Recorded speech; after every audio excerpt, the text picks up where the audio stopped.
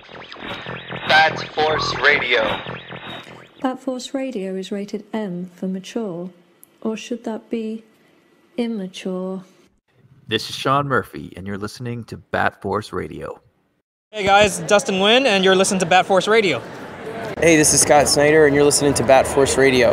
This is Paul Dini, listening to Bat Force Radio. This is Kevin Conroy, the voice of Batman, and you're listening to Bat Force Radio, so stay tuned.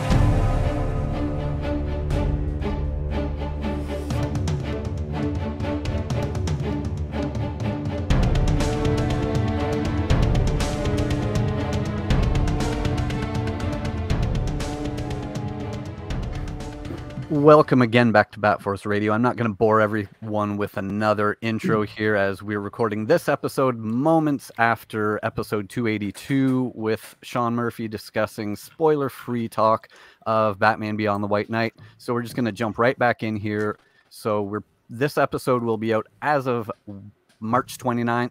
And if you have not yet read the first issue of Batman Beyond the White Knight, pause it here, read that issue, because we're going to spoil everything from here on. So here we go.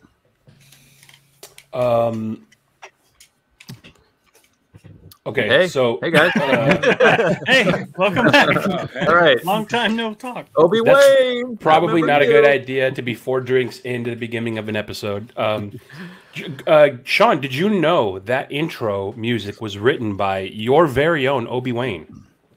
Was it really? I didn't know he was multi-talented. Yeah, that's great. Yeah. What was the other talent? Oh yeah, coming up with the name. When you hear Kevin Conroy read your say the line, I tried to do my sexy voice. I'm not as sexy as Kevin Conroy. Funny story for that is that that was at the Dallas convention, Dallas Con Fan Expo, and he was like, "You want me to say what?" Fucking nerds. And in the Bruce Wayne voice, it's like your childhood is disapproving of you in that moment. That is brutal. Yeah. Right? Yeah, and he was fine. Yeah. I mean, my art dealer paid him to make a video. What's that website called? Cameo. Cameo. Thank you. He got a cameo, and he had Kevin read some lines from White Knight. And oh my god! Yeah, my wife was pissed. She's like, "Fuck, he always gets a better gift than I do." Like, what was that occasion for? I think birthday. 41. Nice. 41 birthday. Yeah. Wow, I have that file too. I should have sent it to you, but yeah, it's pretty weird. Like, you definitely go back to your 12-year-old self and think like, I can't believe I've done a Batman book. I have a career on it, and it's compared to the animated series, and even Kevin Conroy is kind of aware of the book, even though he hasn't read it. Yeah, it's nuts, man. I'm usually a pretty cynical guy, just like Obi-Wan, but in that moment, I got a little teary. That was pretty cool. Oh man, Sean, I know we're fans first and foremost. We're just a bunch of nerds that read books, and I think you were still unanimously the only guy whose work that we've, art and words who we've looked at, that I think we all unanimously say that you're great. And that's very, very rare amongst all of us sitting here, including some of the guys that aren't. That's great. We argue so much. Like this whole week, we've been arguing about the Batman, the movie. There's some of us that fucking hate it. There's some of us that are like feeling that we're cheating on Keaton. There's some of us that love it. But you're an example of like across the board, like unanimously, your shit comes out, and we're just like, God damn, this guy can't. I mean, of course, aside from the damaged books, your stuff is unanimously Bad Force approved, and that is extremely rare, especially when we got a guy named Grumps. So you've had Scott Snyder on the podcast, obviously, right? Mm-hmm. Oh, yeah. So someone here didn't like him? Oh my god, dude! It's like if you take our average, if you take our average for Scott, we're probably at like a 6.0. As far as like his overall work, and Sean Murphy's at like a strong 9.8, I would say. Wow, I can't wait to tell Scott. He was gonna take that news extremely well. Well, I mean, like we were talking about it, like it's always a risk to do something so niche with like he did the whole metal thing, right? Yep. And he went like real niche with it, and you got to really love, like if you if you like outer space and like crazy galactic shit with like, you know, world-ending shit, like if that's your thing, you're gonna love it. But if you want like Batman inside of Gotham, working with the rogues and working with or fighting the rogues and working with the Bat family, like you're not gonna like it, you know.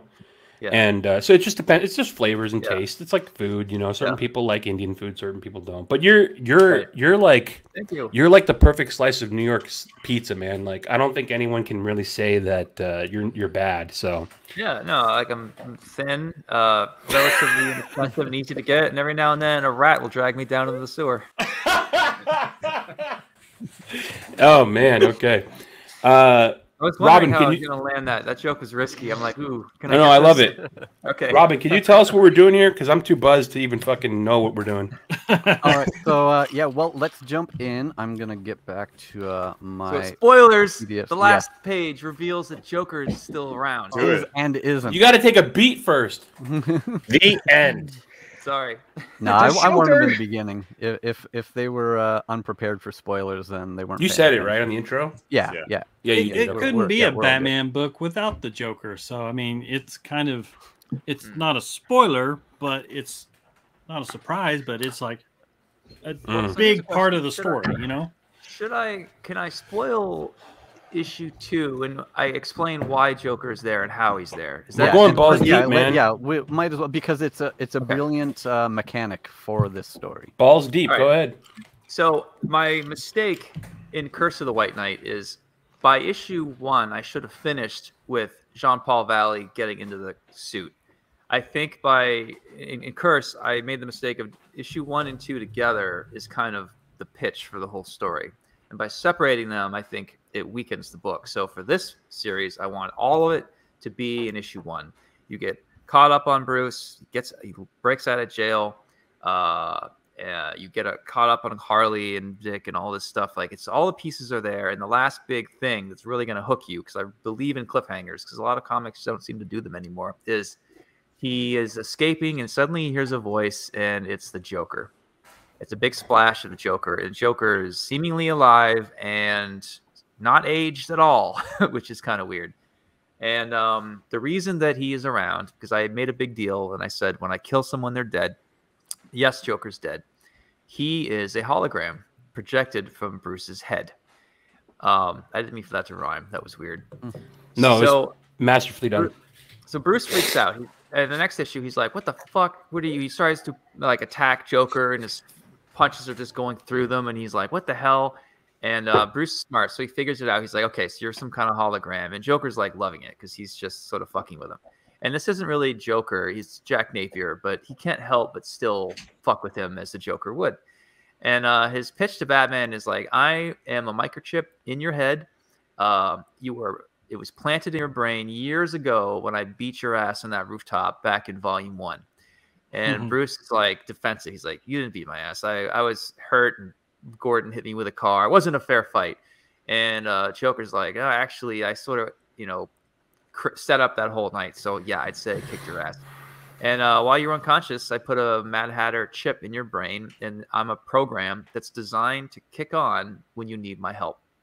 And Bruce is furious because he cannot get rid of him, basically. Short of a lobotomy, he's stuck with Joker. So the premise for Beyond is it's kind of a buddy cop movie where Bruce is forced to go on this adventure with his #1 fan. And Joker can't help but geek out all the time and point out how awesome Batman is, how epic he is. He's like, oh, man, the way you said that line was perfect. Like, isn't it good to be back together again? And Bruce is like hating this. Joker keeps going like, this is why we're best friends. And Batman's like, we're not best friends. Like, he's losing his mind. And part of him thinks that he's just hallucinating and just like seeing shit or whatever. And as he's talking to, I should say Jack, not Joker. As he's talking to Jack, people can hear him. So other people are starting to think that Bruce is losing his mind.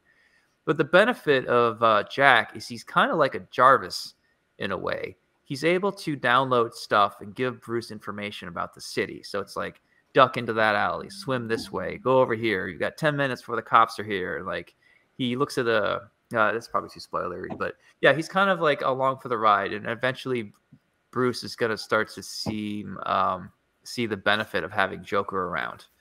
And I'm really loving playing with that because a lot of the book turns into a comedy. I mean, there's literally a point where Jack is like booping Bruce's nose as Bruce is screaming at him. And I love it, man. I could write the two of them as a comedy duo forever. And it doubles well too because there are the scenes like you've mentioned where Jack is sort of speaking as the reader, you know, like, oh, please tell me you have some other bat suits that we haven't seen before, and that's what I was hoping. Like, I hope we see another bat suit here. Thank you, Joker, for speaking for me.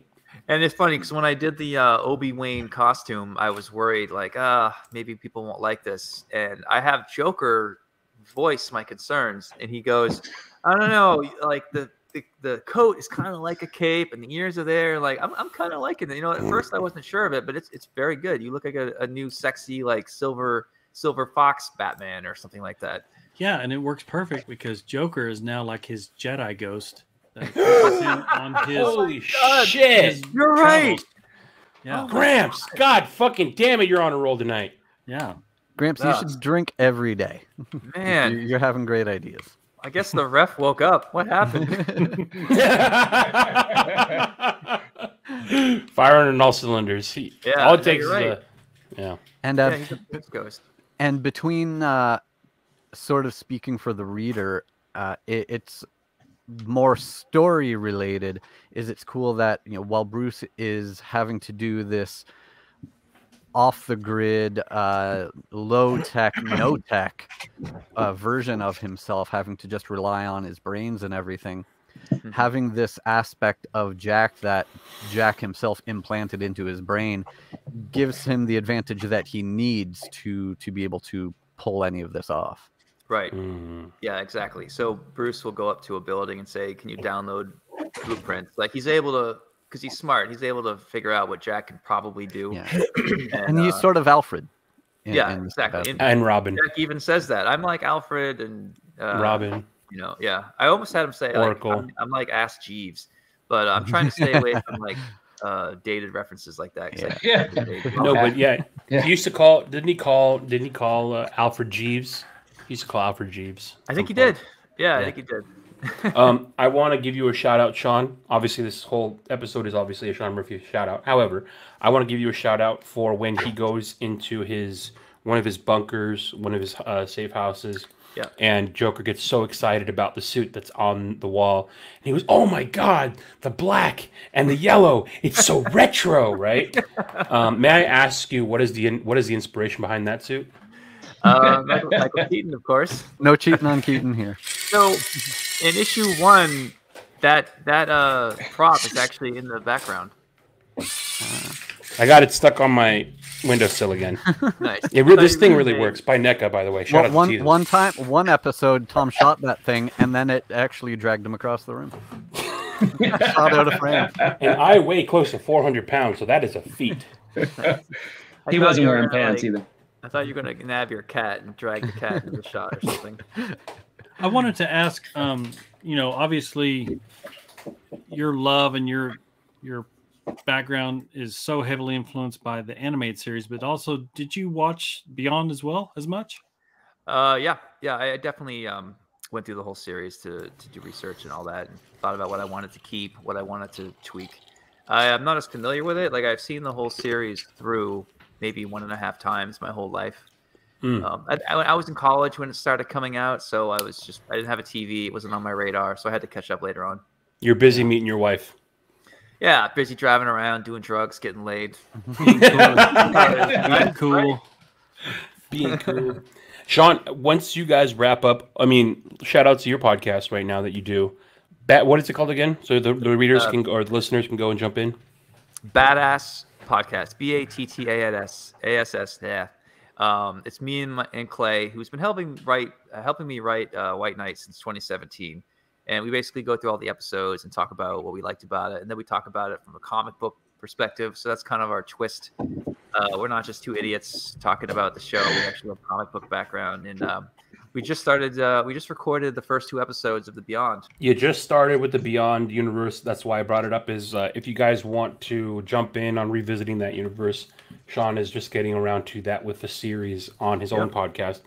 So, and it's I've heard from fans who talk about that, and they say like they love that you're so open and honest about the comic industry. While it's very refreshing because not only are you like guys revisiting the show, but you're doing it from the perspective of a comics writer or a comics creator, and so that's no one else is really doing that, and so it's giving like a really cool behind the scenes aspect for a lot of people that you have a lot of inside information that people find very interesting. So I try. Yeah, it's that line of like I don't want to. I want to be genuine and honest, and I'm happy to say stuff that most people try not to say. I just don't have the self-preservation, I guess. But I do love comics. Like I want that to come through, but I do go on a few rants pretty quickly too. Like I realized my superpower is to like rant at stuff that like, man, I must have been more upset at this than I realized because I just did a big one for DC. Like I tore the asshole out of that shit. And I wrote to Clay after, like, man, I must have been harboring some shit for a while because that rant came out perfectly. It was like written. It was so well. I didn't stutter. I didn't skip. I didn't go, like I had it. And I worry about that. Like maybe I'm more annoyed with comics than I give myself credit for. It's refreshing. Did you see or hear about Grant Morrison recently with his Substack? I think it's Substack. Did you hear about him and the post that he made about DC and Marvel? No, what did it say? So basically, long story short, he basically shat on DC and Marvel for like, he came out saying, hey guys, I'm going to do a Substack subscription. Obviously, it's Grant Morrison. A lot of people want to see what he's saying. So they subscribed. And then his second or third like post was just an insanely detailed, honest, behind the scenes, like diary of his relationship with DC and Marvel and how he feels that as a creator, he's been slighted and he gave them so much, so many ideas and so much of his life and so much of his. We all knew this coming in at this point, though. I'm not saying we deserve to be treated this way, but if you told me, like, hey, let's say, Robin, you're going to get into the comics, right? And before you walk through that door, I'm like, all right, through that door is comics. You're not going to get paid very much. You're going to have to fight for what's yours. People are going to do their best to try to, ignore you or not give you, your time of the day. Once you make it, people are going to be pissed. They'll be combing through your Twitter and social media, trying to find reasons to cancel you. They'll probably use your shit and not tell you. And by the way, everyone in that through that door is a weird introvert in high school who never really got laid. And they're all like have arrested development and don't even know how to fucking clip their own nose hairs. Also, if they ever make a movie out of your shit, you're probably not going to make any money off of that. I mean, probably like Bob. I'm sorry, the guy who created Batman. Bob Kane, Bill Finger. Bill Finger. You'll get Bill Fingered in a lot of ways because you look at like the wake of destruction that has been left in the last 70 years of creators getting fucked over. Like it is clear what's going to happen through that door. Do you still want to go through it? Like you really love Batman that much? Nope, I want to go through the door. For a lot of us, the answer is yeah, of course. But at this point, yeah, it annoys me that these problems still exist. But at some point, I'm also like, wasn't I kind of asking for it? Like I've seen the documentary about Bill Finger. Is it just my turn to get screwed over? And I don't even think it's technically screwed over. I think that Warner Brothers doesn't talk to DC, which doesn't talk to merchandising, and it's like no one's coordinating, and it's kind of no one's fault, but it's kind of everyone's fault.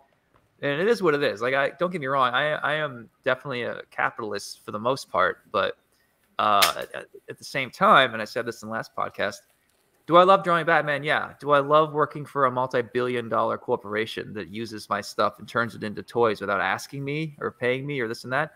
Not always. I feel like there could be some improvements made. I think of myself as kind of a company guy, and I could probably point to a few things that could be cleaned up a little bit, and hopefully it'll do that. But yeah, my fear was when I was watching the Batman, I thought I'm going to get Bill Fingered here, Yeah, then you they're going to use some big White Knight plot point, and then billions of people around the world are going to say Matt Reeves is a genius. I know. You were very nice. When they were leading with the big secret for the Wayne family, I was like, "Oh God, please don't use the cursed stuff." Like, or use it for the sequel. Don't you say Bakar? Yeah, I know. I don't think they'll do that. in a movie. But yeah, like I'm concerned about it. I do love it, but I just don't understand. Well, I guess I do understand why these problems exist, and then I'll shut up.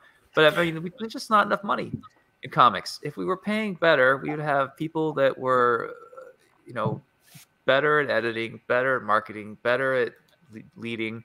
People who wouldn't be, if the editors are being well paid, they probably wouldn't be posting stupid shit on Twitter all the time and abandoning customers. Artists would be more satisfied and less likely to rock the boat. But there's just not enough money. Period. That's basically what all this comes down to. I hate to say it, but it's pretty black and white. This has been unedited and uncut with Sean Murphy. You are listening to Bat Force Radio, and that is going to be our soundbite for this episode. Ladies and gentlemen, let me introduce to you the Grumpler himself, Mr. Bat Force Grumps, in the building.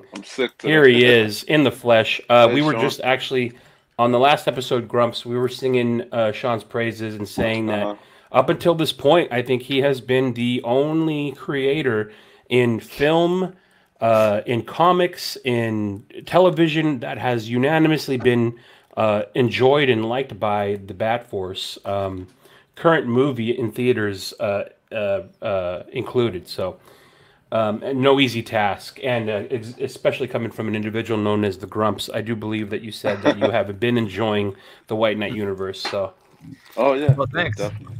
You missed the part where Legends bitched to me about his original art. That, we were past that, Sean. I'm going back. To the well. This is Sean. If you could draw something on a fucking napkin, he'll buy it for $6,000. Whatever. Just. I love it. John, I wanted to get back to the story Beyond the White Knight. One thing that I liked, and you made it a point once you finally revealed, my new story is called Batman Beyond White Knight and focusing on Batman Beyond. You made a point to let it be known that Terry is Asian American. I regret saying that. Oh, but go ahead. Why? Well, I watching the series, in the intro, you can see. I think it was animated in Korea, so you see the letters, on the city buildings and stuff, which you include in the book. Yeah. And I always, watching it, back then, I always thought, that makes sense. I mean, it has that anime feel to it. Yeah. So it only made sense, in the comic, which they didn't do in the canon Batman Beyond. Right. But in your story, you tie that in, and I like that. I'm glad to do it. I wish I hadn't said that in an interview because that became the story. And I feel like everyone, there's a lot of people that mistakenly think that Terry is half Asian, me included. And part of the reason I think is because the cartoon is very Blade Runner. So you have all this kanji in the city, all these Japanese influences, and who doesn't love, Japanese animation, of course. And even though Terry's parents are both obviously white, people just got it stuck in their heads. And there's even an artist that did a Batman Beyond comic. I don't know who he was, but he drew his mom Asian. And they had to color correct, and they changed her hair to red, or they decided to make her white again, because a lot of people thought he was half Asian. He fucking should be half Asian. Yeah. So I'm like, you know what? In my universe, I'm just going to give a section of the readers what they've always wanted. He's officially half Asian. And I said it in this roundtable interview, thinking it's just a little side, because the point of the story isn't that he's half Asian. It's what I should have done is not said anything. And then you get to the page where he's talking to his mom, who's clearly Asian.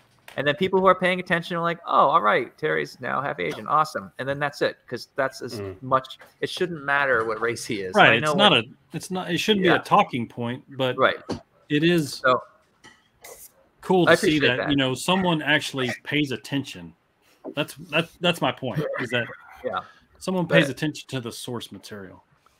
Speaking of Terry's parentage, though, I will reveal something that I had asked you about privately a few weeks ago, just because I know people will be waiting to see if this comes up, and we can just eliminate this from the conversation, when the series ends and people say, because he never touched on this. So I had asked you if you were doing the the Cadmus involvement story, where biologically wise, DNA wise, Bruce is technically Terry's father, and you are not incorporating that whole extra wrinkle into the story. No, not at all. I wasn't aware of that plot line until somewhat recently. Scott, maybe like 8 years ago, Scott did it. He wrote a script for me for Detective Number 27, and he talked about that episode, and it was never on my radar. I'm like, oh shit. So I went back and watched it, and I had no idea that this idea of Bruce cloning himself so that Gotham would always have a Batman was a thing. And Scott got that idea. Sorry, I'm getting the story kind of muddled here. But Scott got the idea of Batman always cloning himself from that episode of Justice League Unlimited, I think it was. And I wasn't expecting that. I don't like the idea that there's like 3 bloodlines in Gotham and everyone's related to everyone and everyone's fucking everyone. It's like, can we get some new blood in here, please? Yeah, so no, he's half Asian, so his mom's, I guess technically I could have him be half Asian, but that would mean Bruce implanted his Asian mom. But I feel like that's probably a bad look, right? Yeah, maybe.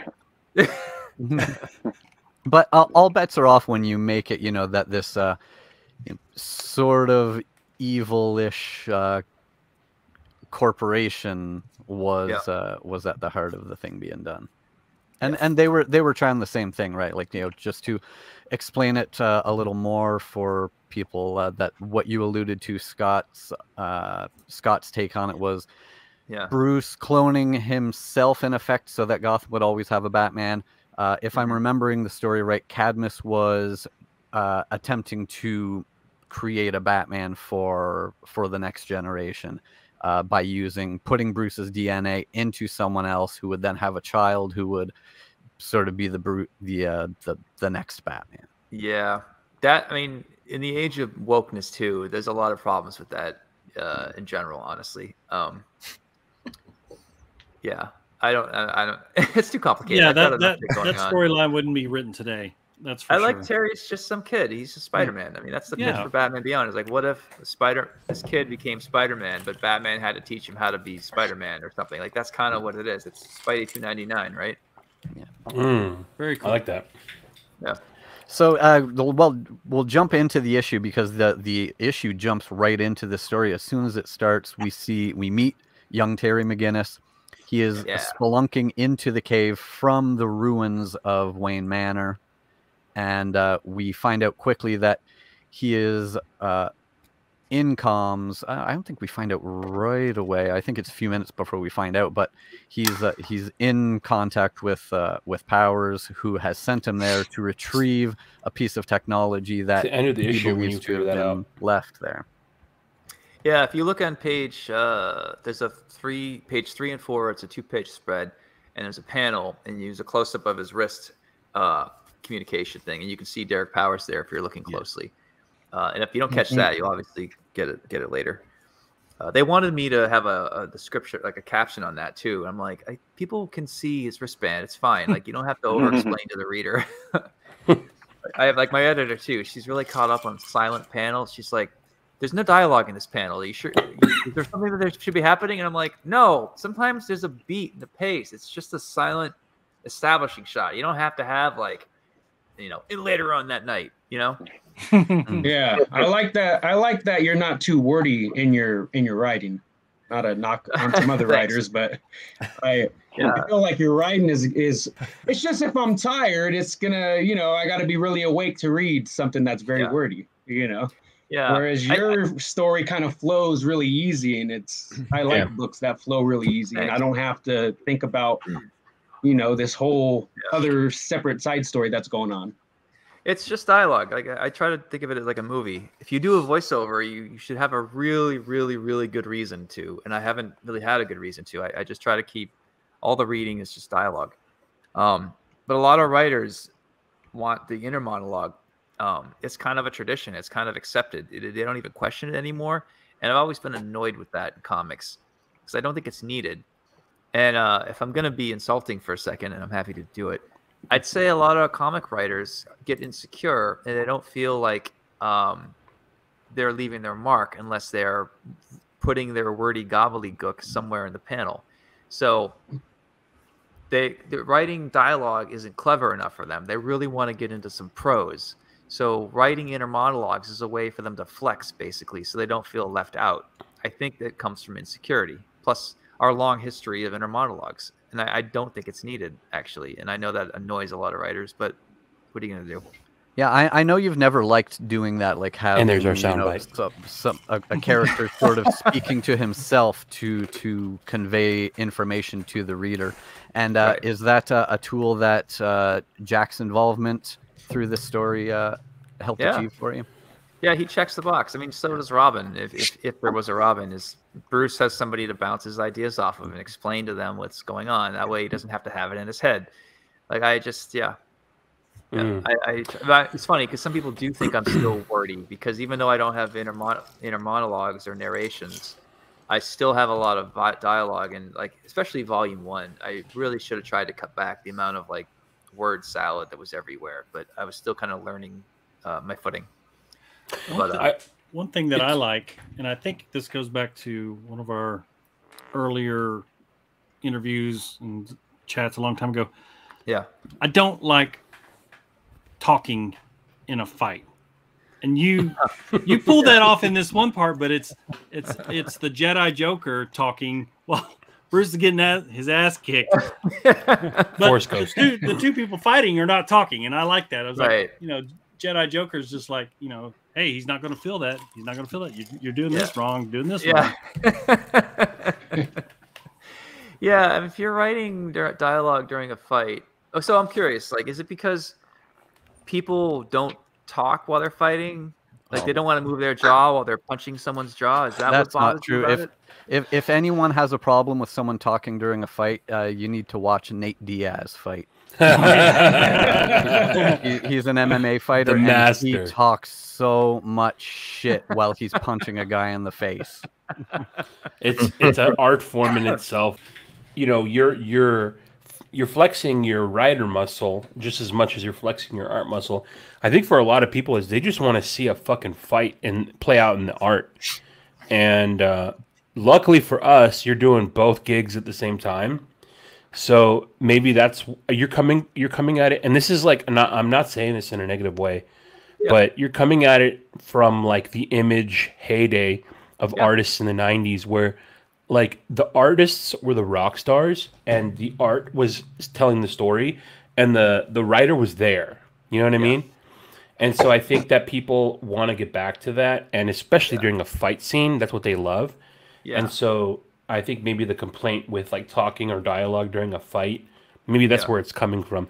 Luckily for us, you're doing both and you know how to balance it. So it's funny. I was rewatching the Image Revolution documentary, which is amazing in so many ways. And but my goal always was I want to be like Silvestri or McFarlane, but I want to have my own unique grasp on storytelling, and I want to dive into how stories actually unfold. Like I don't want to just rest on the art.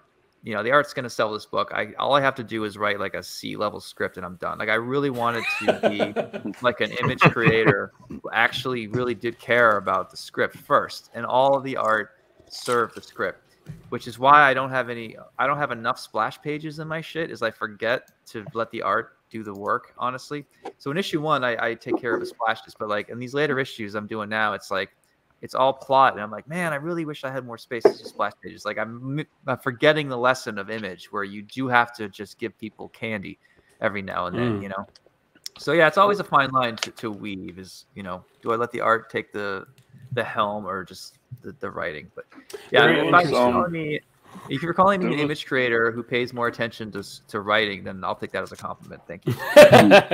Grumps, go ahead. There was one issue I was looking at tonight that I guess wishing there would be I didn't think to call it splash page, but I guess when Bruce put on this new suit, he painted it or whatever. I forget what issue it was. But I was like looking for a bigger image to see the suit, and you're right, man. Yeah, I don't know. I'm looking at it on my phone, so maybe it was just my phone or whatever. But yeah, no, you're right. I wish I'm cut at 22 pages, so I had so much to get through, and I was drawing that panel. And I'm like, man, I really want this to be a splash. because I not only could I sell it for a ton of money, but it just deserves. He forgets a lot when he draws. He forgets a lot. Hang on, Legends. Hang on. Let me give you a little spotlight real quick. Legends wants attention. Let me give it to him. So show them your pay stub here. It's too bad you haven't framed. You can show them how. Hey, at least you have your hair. I told him to draw you bald, man. That's true. He's like, I hope he draws that motherfucker bald. Hang on, Sean. Let me show you. Let me show you mine real quick. Everyone's throwing off theirs. Oh, nice. That's a much nicer page than his. I had to get the Keaton Batmobile in mine. You know that. Yeah. Oh. I have a scene later on. I'm gonna get the Keaton in there again in this book, not just for you son of a bitch. A scene where they use it again because I feel like it's kind of the tradition at this point. Is this guy again? Look at him. No, Legends. You guys hey, by the way, Sean, this is the guy that was complaining earlier. Okay, can you take notes real quick?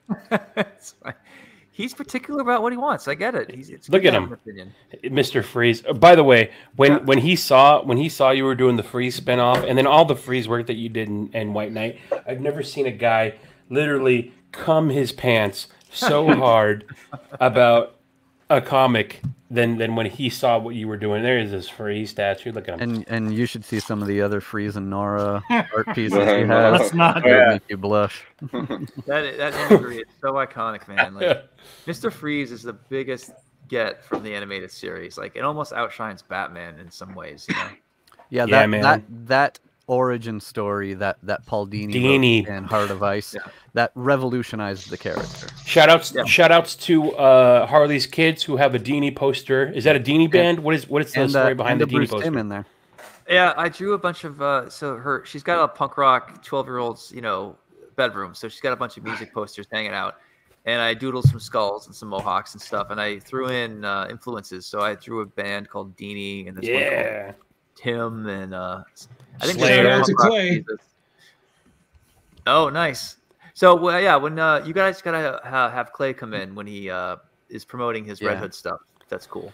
Yeah. I think we're actually gonna have him on before that. We talked about having him on to talk about Bloody Hell and awesome, and then go again for Red Hood.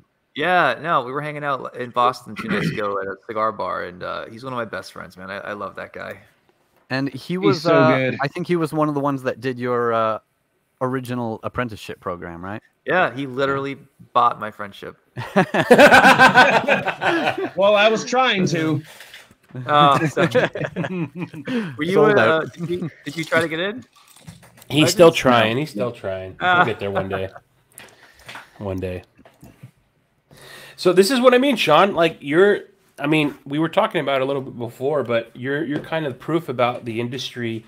You're smart. You're an example of what the industry needs to become, and you've already done that, and you've kind of like set a bit of a standard as far as like you understand what's needed with creators working for the big two, but then you also know what your worth is, and you kind of take it independent. And I think that's the kind of like that's the future, and that's what people are going to follow. And it's a credit to your work, and also to your understanding of your fan base and of the market, and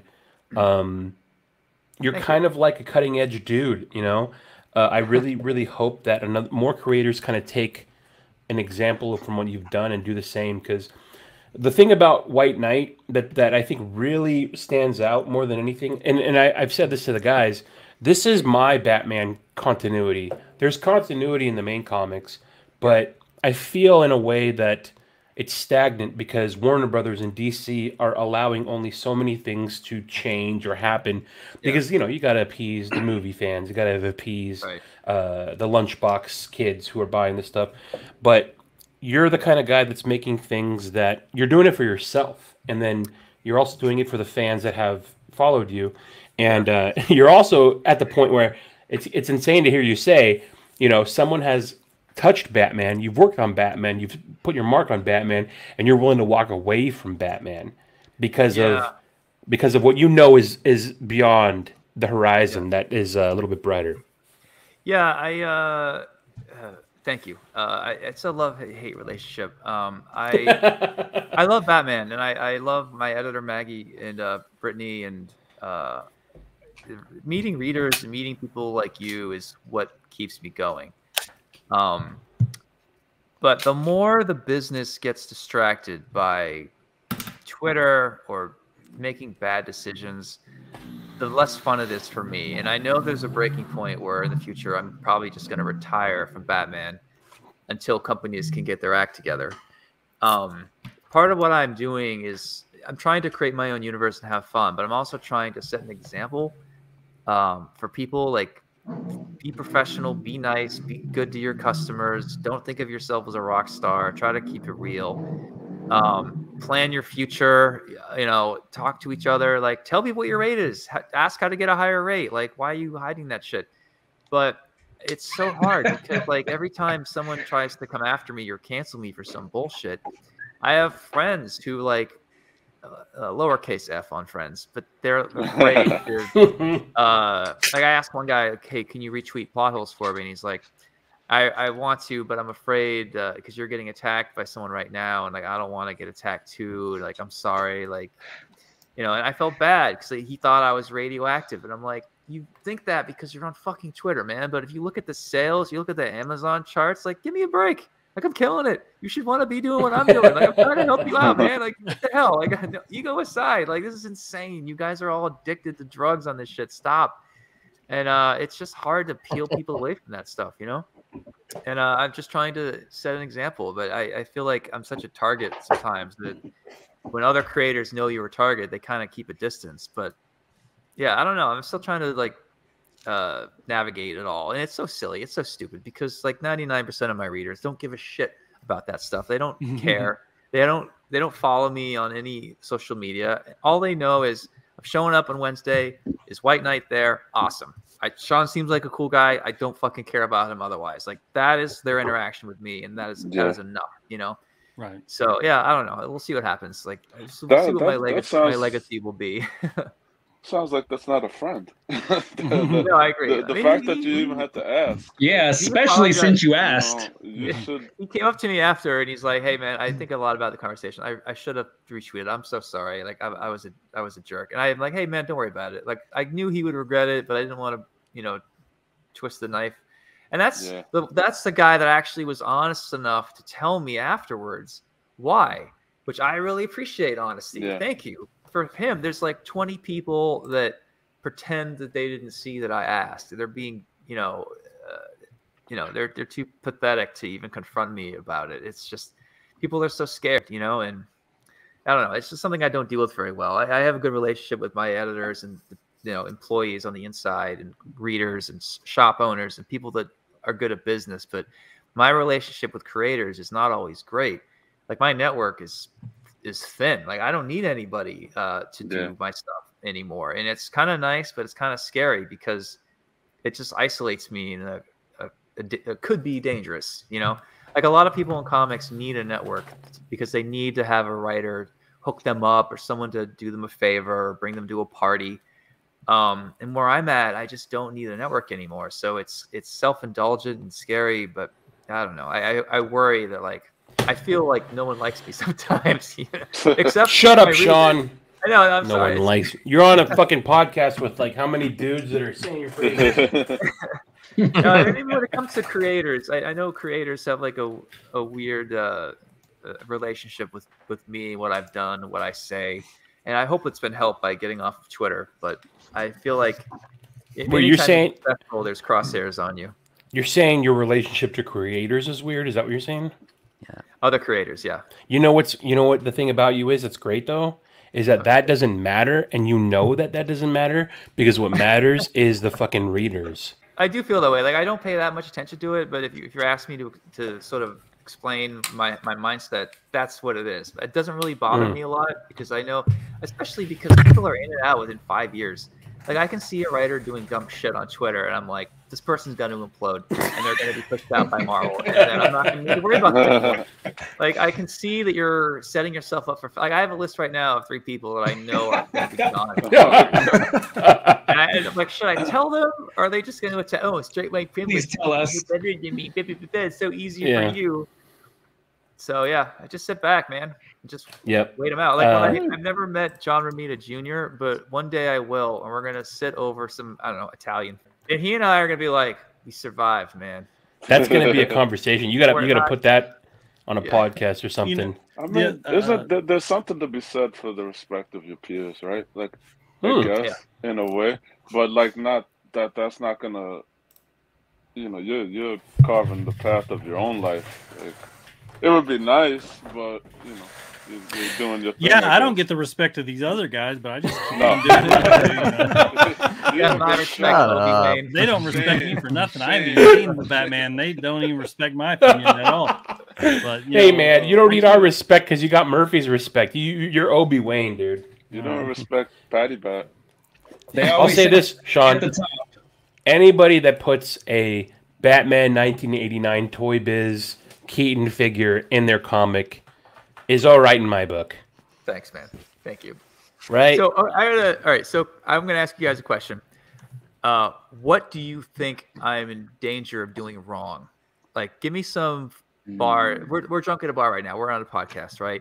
Tell me, say like, hey man, I like it, but I'm worried that this might happen, or maybe you need to be aware of that. What do you give me? Is there something that you're holding back? I feel like you should just tell me because I can take it. What you're as far as are you talking about White Knight specifically? Whatever. Okay, hold on. So I was reading this book today. Hold on, Grumps. Hold on, Grumps. Hang on. Grumps has the floor. Grumps has the floor. I was just thinking, where's Bruce Wayne? Like, I read the 3 issues, right? And it's great and it's cool and whatever. And I'm like, for me, right? Like, here we go. Bruce Wayne is not Batman. Okay, somebody else is Batman. Somebody else has a suit. Here we go. And then the Joker's in his head. And I'm like, all right, here we go again. And I'm like, for me, like, it's I don't know. Like, my world, a lot of my life revolves around Bruce Wayne being Batman. Like, that's for me. So, I mean, then I put my phone down. I'm like, well, the story's not done. So, I'll see, how this ends. And I got to read it in hand as well. It's something on the iPhone. But that was the first thought I had. Like, oh, here we go. Bruce Wayne is not the center of this. Yeah, Sean, I gotta be honest with you. Let me set this up for you. You're talking to the one black man who is not okay with a black man being Batman.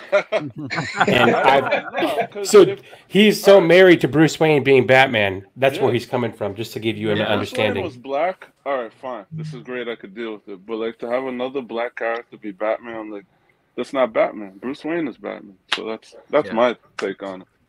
By the end of the book, I think I'll have gotten you back. Okay. But I appreciate you pointing it out, man. That's good because I worried about that too. Because I have a book about Batman where Bruce is refusing to admit he's Batman. Kind of a bummer. Like I get that there's a risk there for readers. So I appreciate your honesty. Sure. And another reason why he can't take Batman is because he's going through. This is Bruce Wayne's penance. Like that's why. Yeah. He's canceling everything out. It doesn't matter about being Batman. He wants to serve his term, so he feels like he did his part for the things that happened. So that's why he's isolating himself about what he represents, because he wants to get that guilt off of him. Yeah, being worried in the middle of a story is good. It shows that you're going through a journey. I mean, if I drop the ball at the end and you're not satisfied, then that's on me. But I think it's okay that you're feeling that way by issue 3, because I think it's sort of doing this. Hopefully by the end, it'll, we'll see. We'll see if I fuck it up. Duke Thomas, the origin of Duke Thomas, had no idea you had a hand in it. I hit the first domino.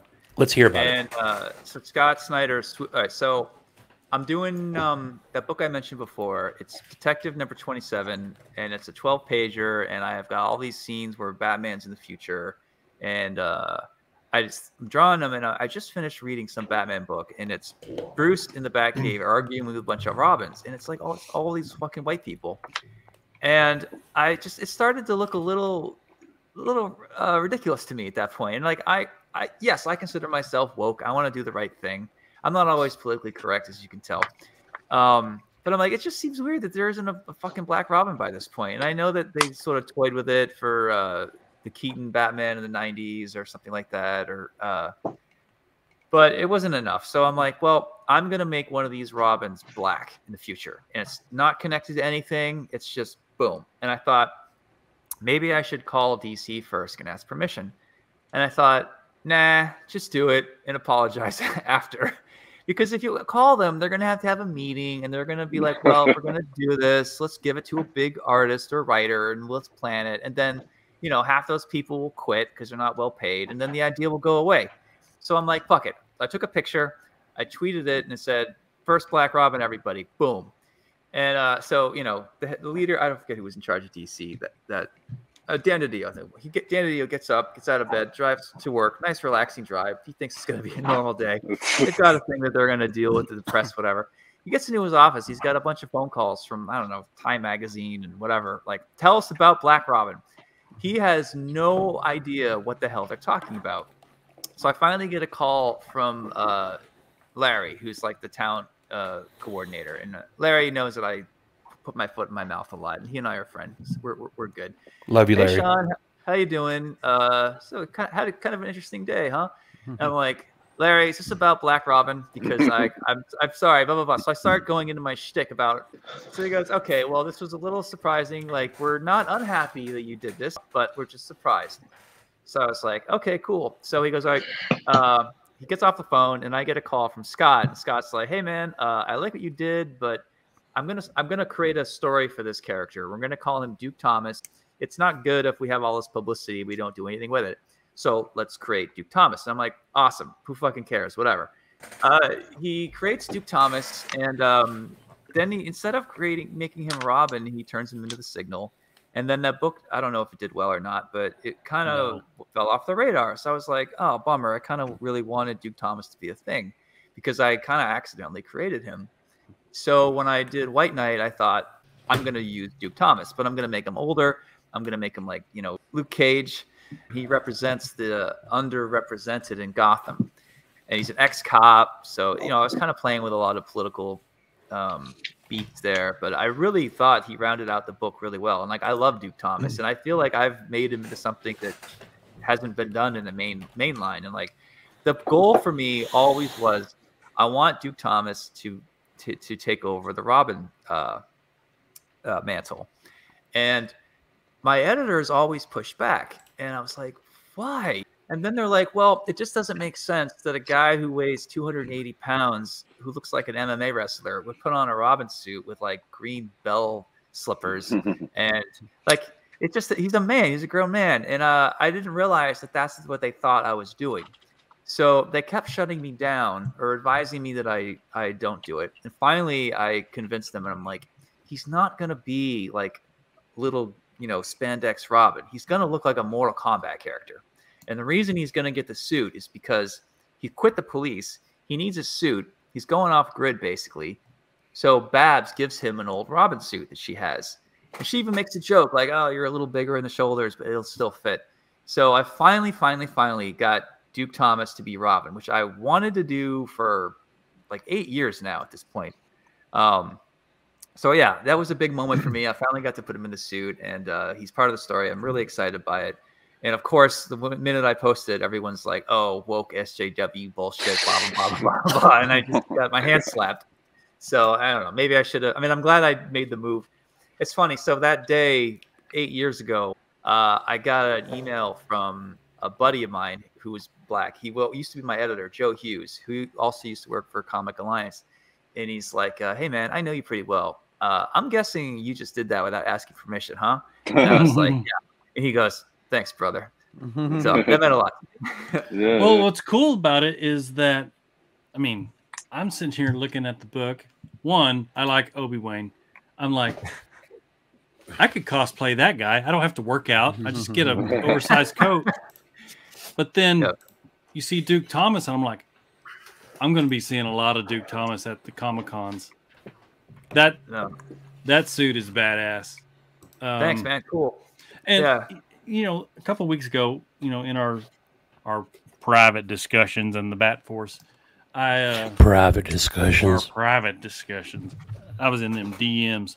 I was always, I just, maybe it's because I've been just watching too much reruns of Arrow, but I was like, you know, you would think Bruce Wayne, this young, wealthy executive, every executive that I see walks around and they've got like bodyguards, right? Mm-hmm.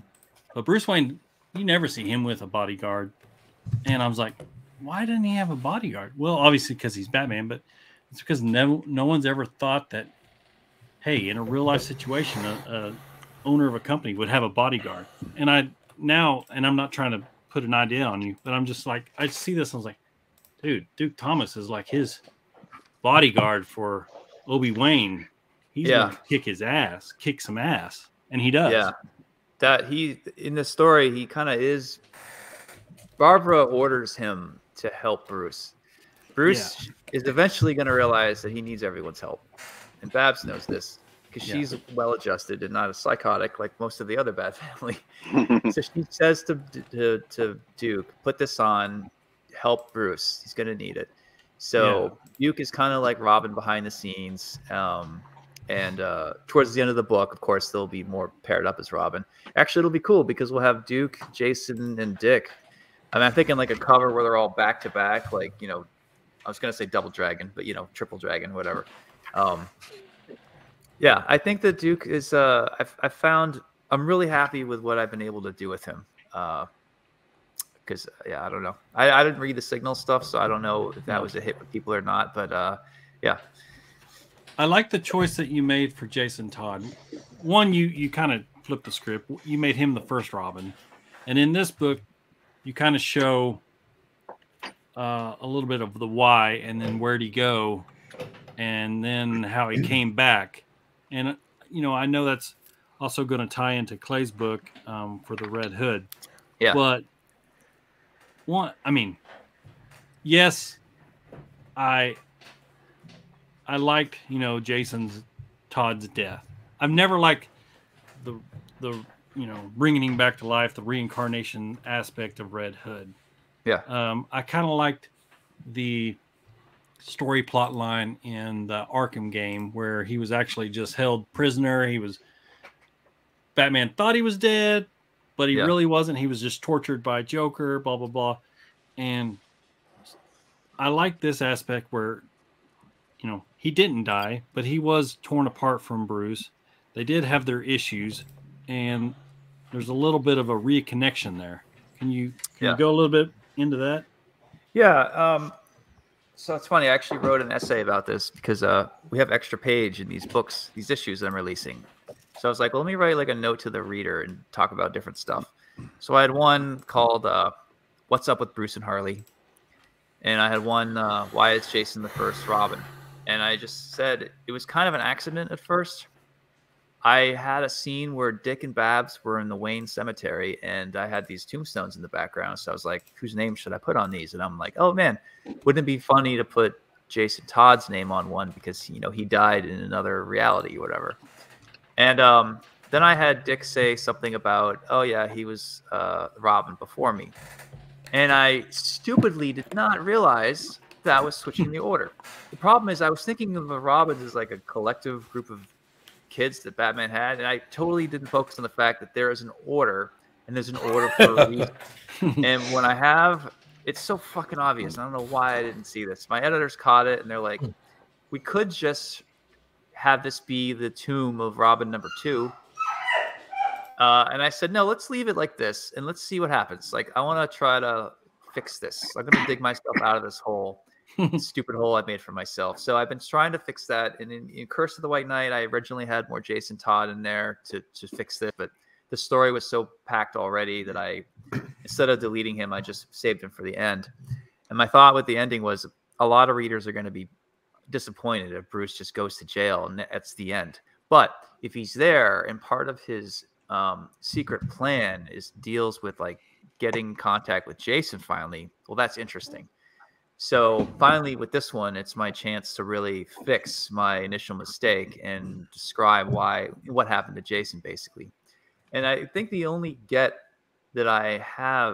benefit from making Jason the first is that if Bruce really did thought Jason died, and then he went and got more Robins, knowing the risk now, he should feel fucking guilty, actually. Right. You know? And my book is based on his guilt. And I'm not saying he's not. I mean, obviously, he's still Batman. We love him, and he's awesome. But my Batman was very much like Catholic guilt. I'm sorry, kind of driven. And this really twisted the knife a bit more. So I think a lot of people are never going to like Jason. They'll never accept that Jason was the first because it's weird. And I don't disagree with them. But I'm sort of I'm having fun digging myself out of that hole to see what I can do. And what Clay is doing with Jason Todd as Johnny Lawrence, kind of like a bruiser, aimless, and then meets a girl who is a giant fan of Robin.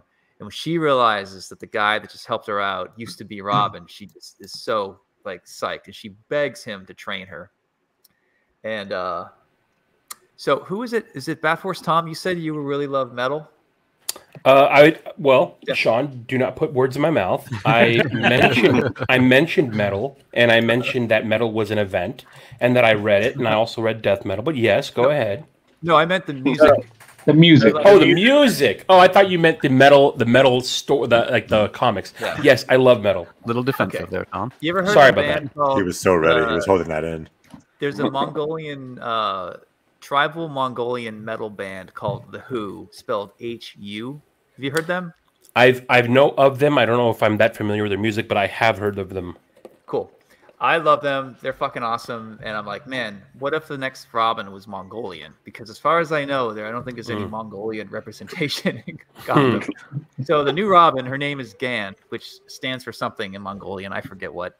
But also, I made her thicker, and she's like Serena Williams, so she's not really good at flipping and being light on her feet. She's more of like a linebacker or a rugby player. And she rides around Gotham in her neighborhoods, like on her bicycle, taking care of crime. And she's actually pretty good at it. And when she meets Jason, she like begs her to like teach her. And he agrees to reluctantly, but in doing so, he starts to realize what Bruce got out of this. So by Jason taking on an apprentice, he starts to really understand Bruce and kind of forgive Bruce in a way. And that's what Clay's story is about. Cool. Okay, cool. Oh, we got someone new coming. I'm wondering let's see if this works. I'm not sure it's going to work. Now we really got the Brady Bunch. Let's see here if it loads. Man, this is going to be bad if it doesn't, because this gentleman right here is a huge... Matthew, are you there? Oh, this is going to be... It looks like Rasputin just joined. Matthew, can you hear us? No. He also looks a little like Carl Urban in The Boys.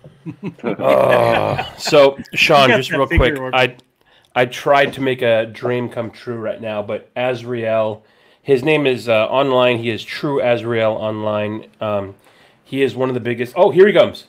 Hey, Matthew. Nope. There he goes. There he goes. God fucking. What is this? Make a wish? Yeah, exactly. We'll leave him in for a bit. We'll see if he can connect.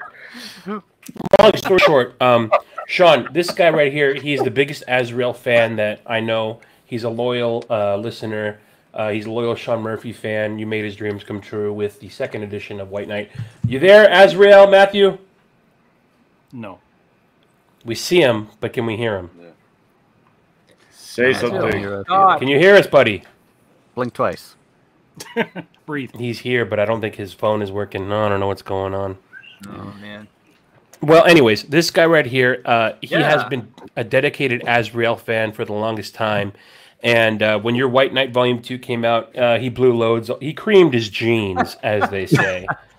And one thing that he said is he was constantly fighting in your corner. He loves the version of Azrael that you created. The fact that it's different, new, unique. He absolutely loved it. It's killing me that we can't get him on right now. I don't know what's going on with his phone or what's going on. Yeah, I'm sorry. Well, shoot him my email address, and he can write to me too. I really appreciate that. There we go. So this guy is literally the biggest Azrael fan that we know. And when he heard what you were doing with White Knight, he fucking went off. He bought all the toys. He bought all the comics. He was so excited. He was reading every issue. He was reviewing every issue. He just absolutely loves you. So I try to add him on. I don't know what's going on with his phone, but I wanted to try to get him on to ask you a couple of questions. God damn it. Yeah, I'm seeing he sent me a DM. I don't know what's going on with this shit. But anyway, Sean, I try to get him on. I'm sorry. But yeah, no, that's great. Thank you. That's important to me because it's funny because there's a hardcore small group of Azrael people, and I really wanted to keep them on board because I know I changed a lot, but I hope that if I got them to be down with it, I feel like I did my job and curse. Yeah, you know that's the thing, man. Is like when you capture the attention of the very specific fan base for a very specific character, and they follow you on to your next project. That's when you know you did something good, right? Yeah, I hope so, man. Yeah, I had a lot of people that were not happy that Bruce was not a Wayne, dude, and that he's like 1/100th Arabic. If you do the math. Yeah. Racist. I know. The way I sort of look at that is that, sure, he's not a Wayne in lineage the way we thought he was, but he's still a Wayne in deed. Exactly. He's still done all of the things, everything that he did with the family fortune, everything that he did for the city as Batman and as Bruce, and what he tried to do when he revealed himself. That sounds horrible, but when he revealed who he was and tried to give his fortune to the city, but as we have now learned, a lot of that was usurped. Yeah, so two things there. One is, I appreciate you pointing that out. It was important to immediately have Harley voice what you just said, and she says, who fucking cares? You're obviously a Wayne. In spirit, you're a Wayne. Your dad, your mom, everyone, like 6 generations, like everyone, you're still who you are. Like, who gives a shit? And, because Bruce got a guilt complex, he just can't let it go. But it was important for me to have Harley say what most readers are thinking, like, who cares, And it's funny. So the other part of this is at some point I'm going to have him talk to Duke one-on-one, and Duke's going to say, like, you giving your fortune away did a lot for my neighborhood. It got hijacked and it didn't go the way you wanted, but you are still a hero in my eyes to a lot of, like, that's why I'm wearing this Robin suit. So I'm going to have that scene coming up because I think it's important to say that what Bruce did really did affect people after he went to jail, regardless of how it might have got misused here and there, What you're doing with this universe of yours is you're giving us things that we haven't seen before. You're giving us something that DC Comics tells us, hey, man, you're not allowed to have this. And Sean Murphy comes over and he's like, hey, bro, yeah, they are. It's called the Murphyverse, okay? Get used to it. It's something that is needed right now because we don't want the same shit. We don't want the same status quo. We're ready for change. Because I disagree. Here we go. Well, let me finish my point. Let me finish my point, Grumps.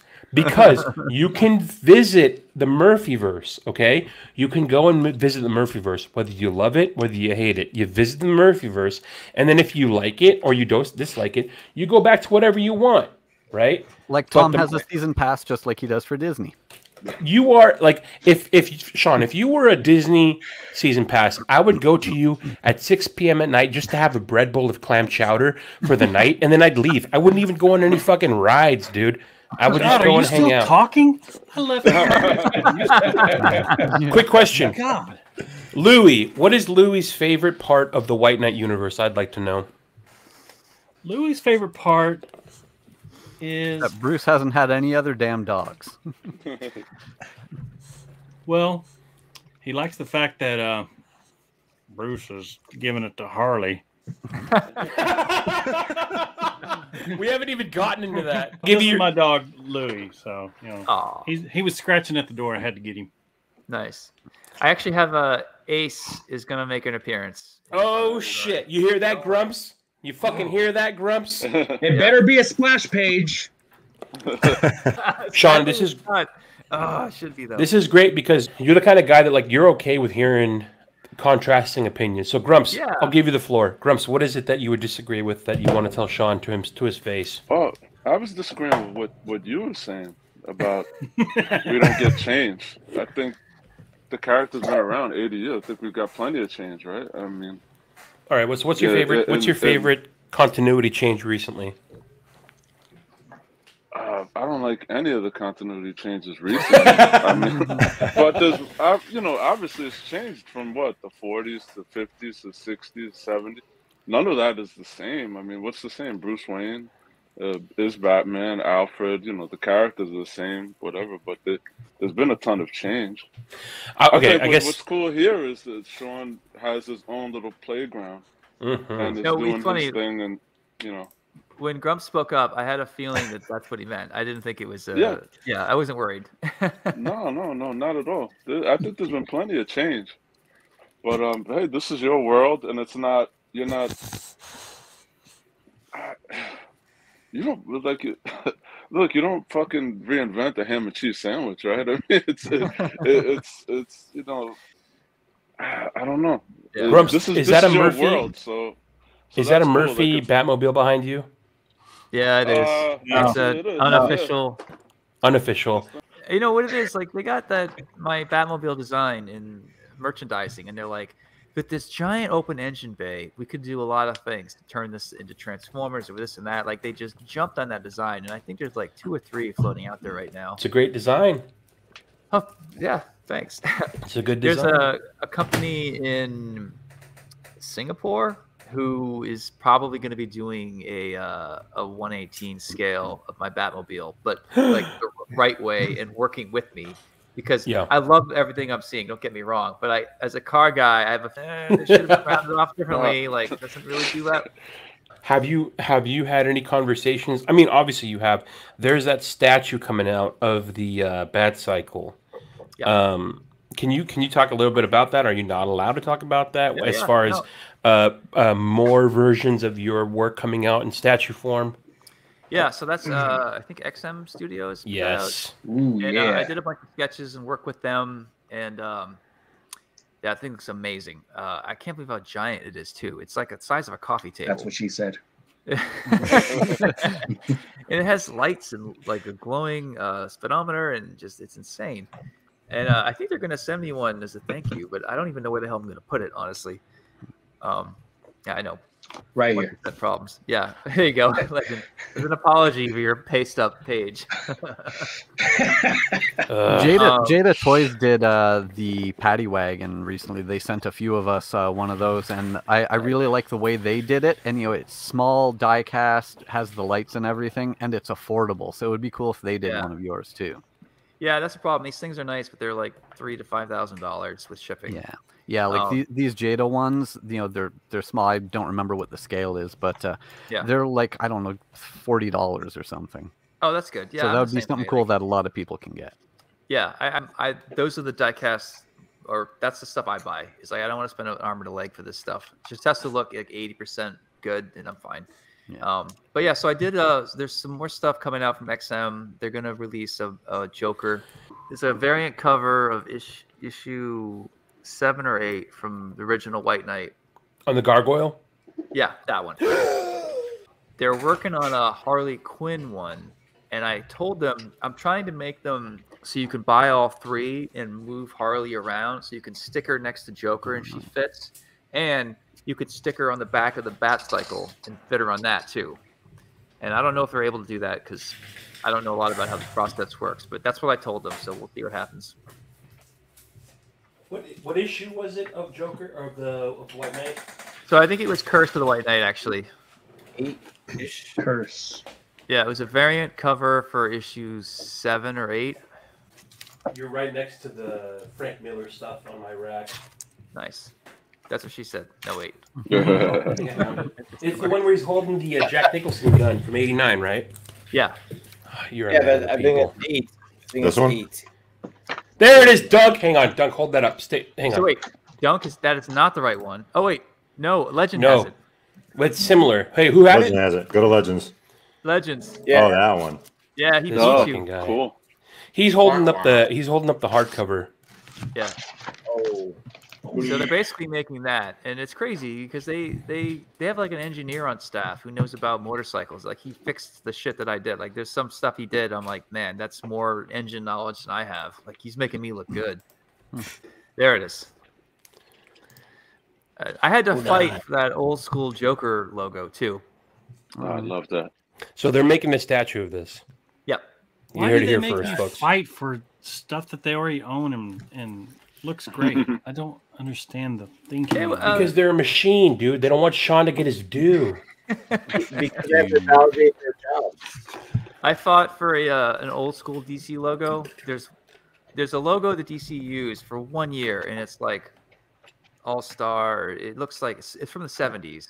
And I wanted that to be the logo, and they wouldn't go for that either. I missed the bullet logo. Yeah. Oh my god. Oh, so I was gonna back to what Grumps was showing. I don't understand why. I don't understand why they keep adding this. What is it? The 40s grill? Like what connection do they have? To the front of this grill to your Batmobile, because Grumps' figure has the same thing.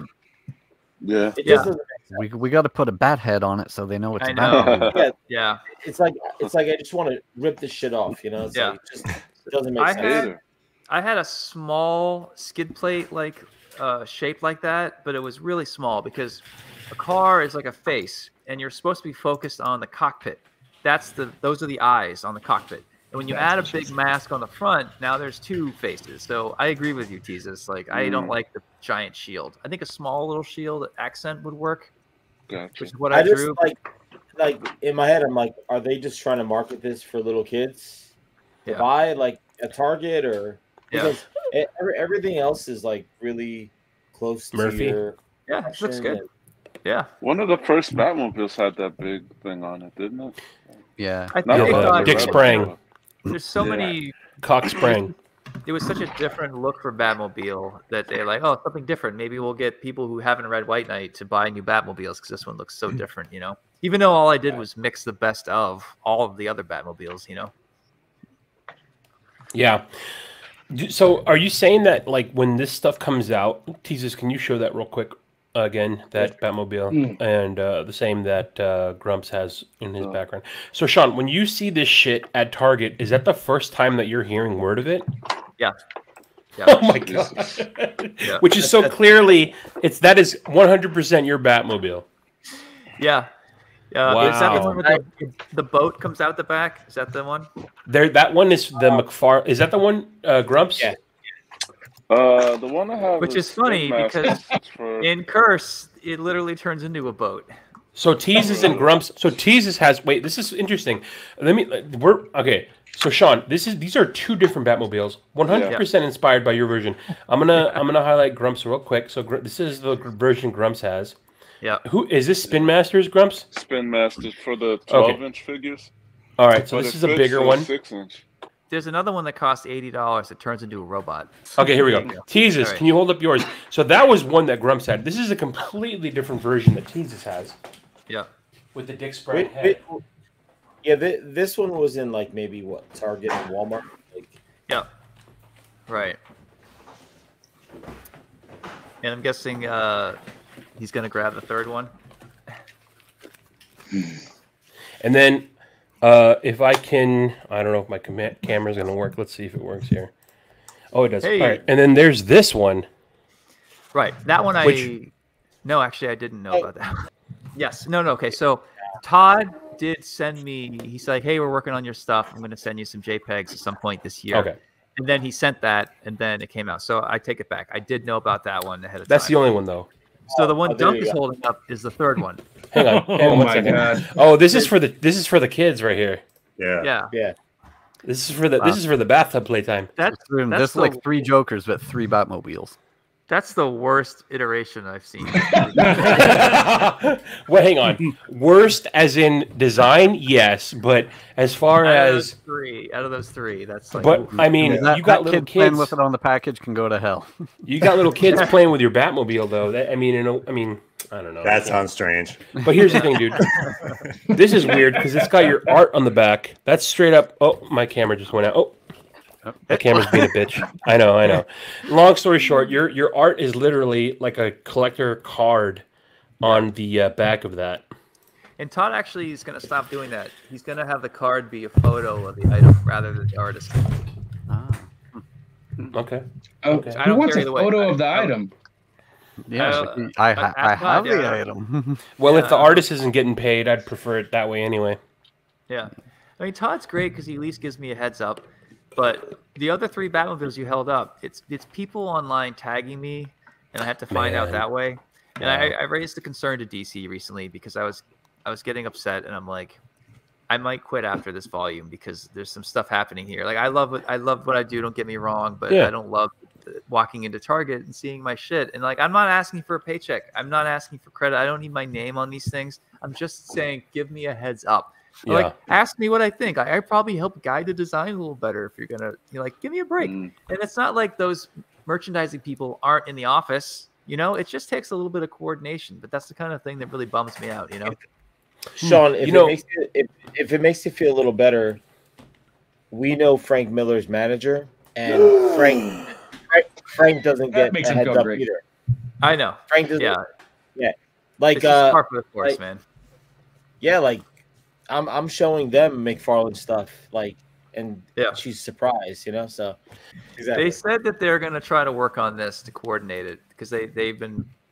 But we'll see what happens. Who knows, man? I mean, there's been so much turnover, and there's probably another round of layoffs headed their way now that Discovery is taking over. So who fucking knows? Praise God. Hashtag make the backflip movie. Hashtag restore the Snyderverse. Hashtag. My God. Hey. Guys, let's get back to the topic at hand. White Knight. Oh man, look at you photobombing, huh? Oh, hang on one second. We got to get a Sean Murphy pillow. Hang on. It's true. Legends, show that up again. Oh, this one? Can I be on? Like, hang on. Look at this guy, Sean. Just so you know, I don't see any original Sean Murphy art behind you on your wall, Legends.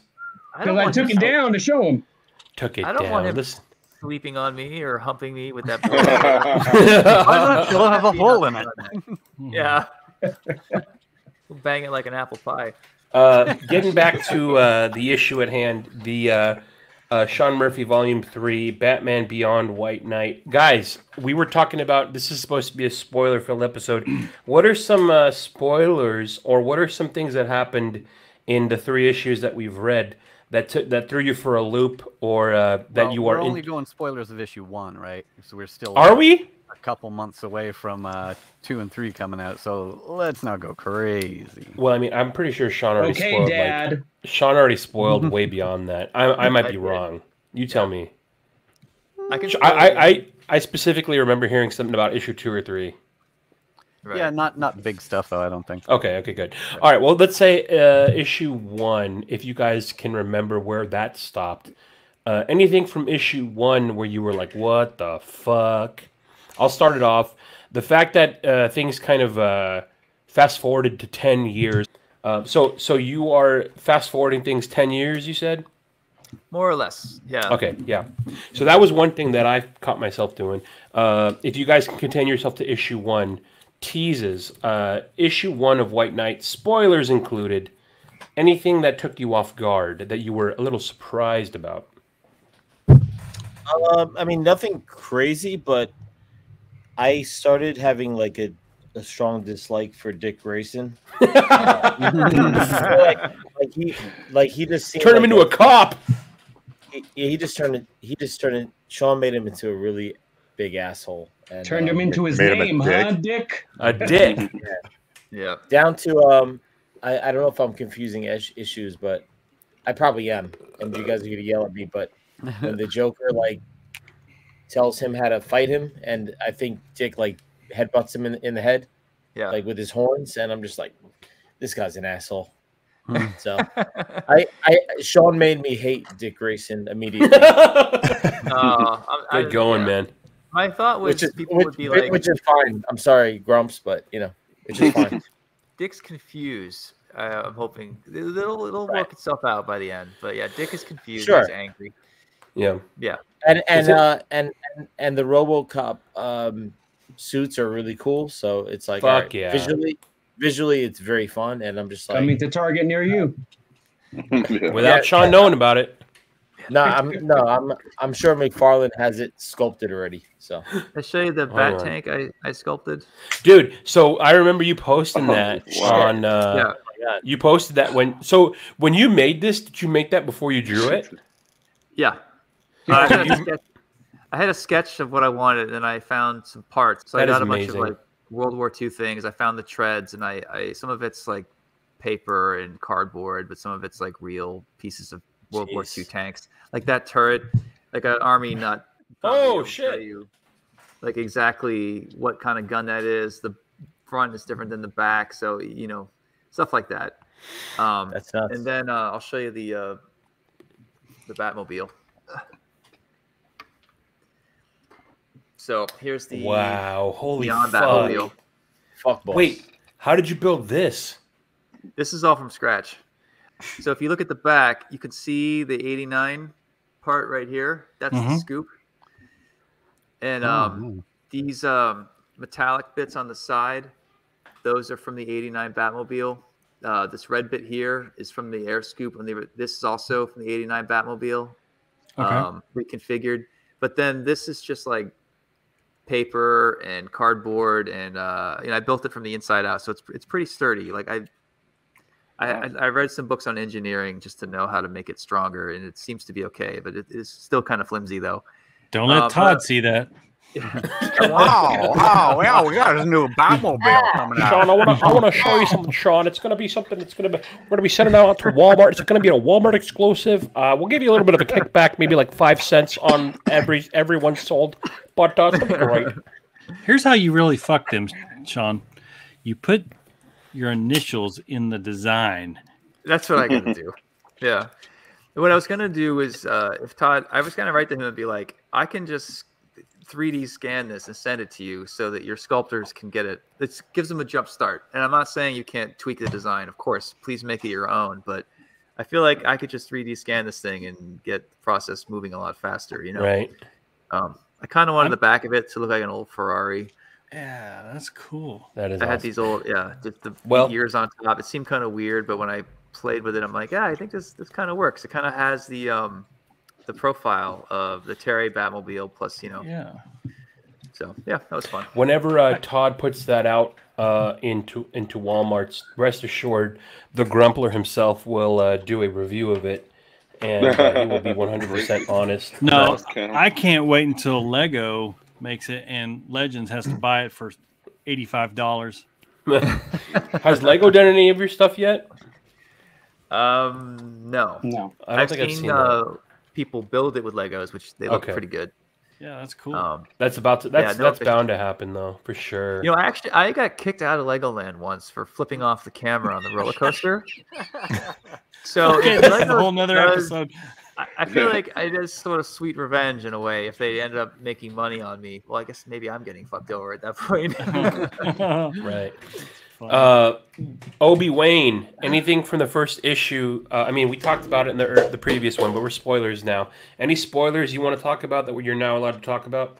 Well, I found something that Sean asked if there was anything that he felt he could improve on. I found something. Please. There's no rain. This is Gotham City. We need rain. All right. Yeah.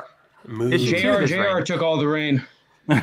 No, this is a beautiful issue, and I think readers are really going to love it because especially it hits on all those nostalgia points. You got Batman Beyond. You've got a little bit of an origin story with how he gets the suit. And let's see, what page is it on? Page 3. Fans of Batman Beyond are really going to love page 3. With the wings? Yes. Yeah. Yeah, I mean, that page right there, that's a definite seller. So page 4, definite seller.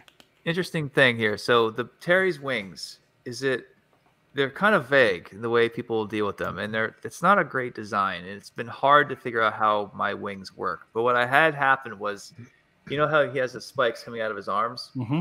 They extend, and there's also one that extends this way, and it's kind of like Spider-Man has the flaps under his arms, but like much bigger. So when Terry puts his arms down in flight, the wings go down too. It's not like he can like hold someone while his wings are kind of hanging above his shoulders. So my wings work a little differently than the other ones. I'm not sure it's the greatest solution, but it's kind of what I ended up going with. But I look at artists like Dan Mora, who does really good Batman Beyond stuff, and like I wish I could draw the Beyond wings as good as him, but I just can't find my way. Yeah, I like how they look kind of like a membrane, like a bat wing, you know? Yeah. Oh, yeah. That's a good point. And this Very is, you know, the Mark I of the Beyond suit anyway. That's You true. could always make changes to it on the second go. Robin, That's true. Yeah. spoilers included. If you can get spoilery on something that you enjoyed in the first issue, what would your spoilery anticipation be?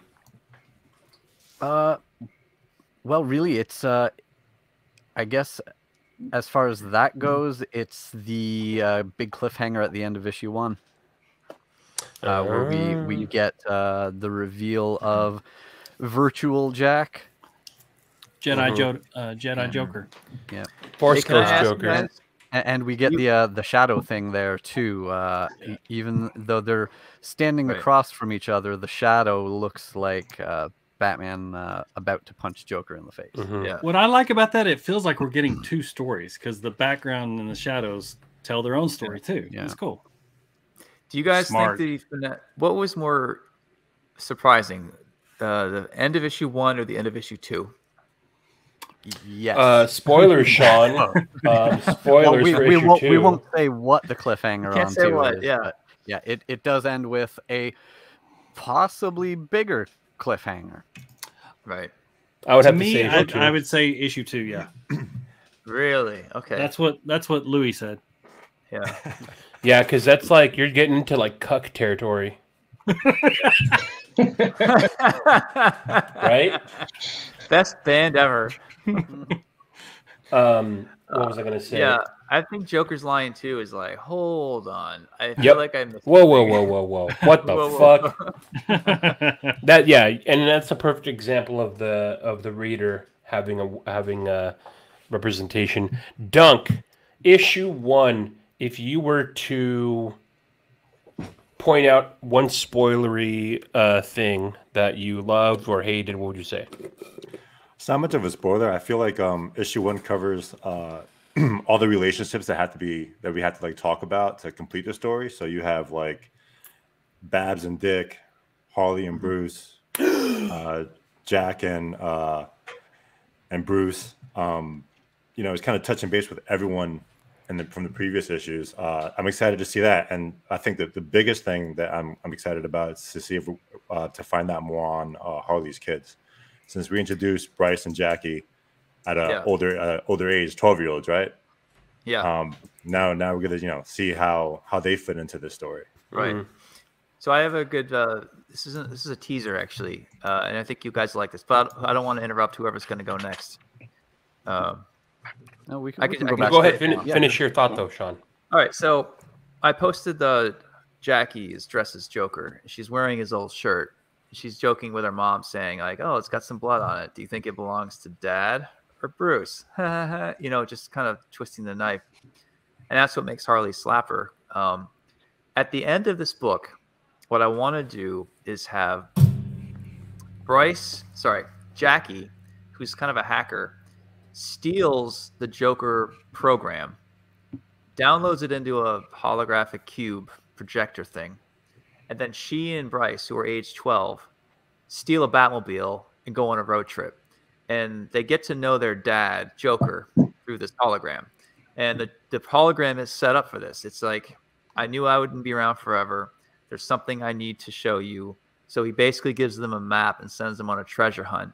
And I want to do a 6-issue spinoff series of Joker, who's a hologram, with his 2 kids in a stolen Batmobile going around. And he goes to takes them to Keystone City, takes them to Coast City. And we start setting up, planting the seeds for like a JLA type thing. Interesting. It's kind of Which Batmobile? the 89. The Murphy. Okay. Can we call it a hologram? Oh yeah. Hologram. What about Damn. the Tupac hologram? That's what I was waiting for. Nice. Wait a minute. I think, Hologram. Is that something you thought about before, Sean? No, it's not as clever as he Obi did, Wan he did. though. Sorry, Okay. Obi Wan still. We tried. Oh, We tried. Stroke grabs his ego a little bit more. Legends. A moment from issue 1 spoilery that sticks with you. You don't have to worry about spoilers. Anything that stuck out to you? Looking back at some of these pages, I want to get back to a page that I missed on the first read. Was this when Jason is helping oh yeah, Bruce get out? Notice a little reflection on the bottom there. Good eye. Oh yeah, that's. I real wonder nice. how many people are going to miss that. And then I looked in my email from your art guy, and that page wasn't for sale. This fucking guy over here.